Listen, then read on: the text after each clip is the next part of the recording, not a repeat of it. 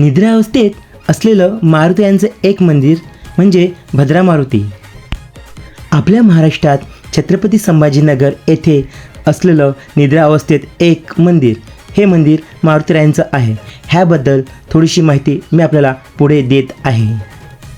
भुवनेश्वर मंदिर आणि वेरूळची लेणी ह्या मंदिरापासून 4 ते 5 किलोमीटर अंतरावर हे भद्रा मारुतीचं मंदिर आहे. ह्या मंदिराची पौराणिक कथा मी आपल्याला पुढे सांगत आहे.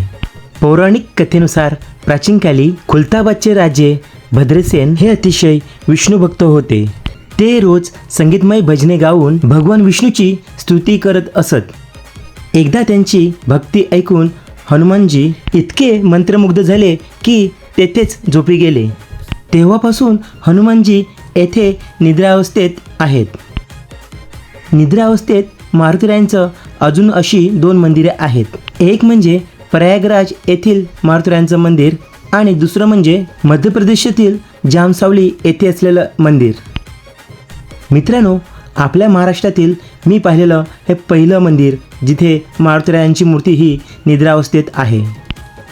हे मंदिर दर्शनासाठी रोज सकाळी 5 ते दुपारी 12 अशी वेळ आहे. नंतर दुपारी 4 ते रात्री 9 वाजेपर्यंत हे मंदिर दर्शनासाठी उघडं असतं.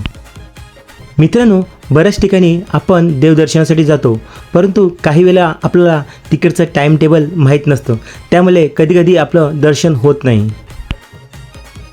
मित्रांनो, आपण जर कधी छत्रपती संभाजीनगरमध्ये येत असाल तर इथल्या भद्रा मारुती मंदिराला नक्की भेट द्या.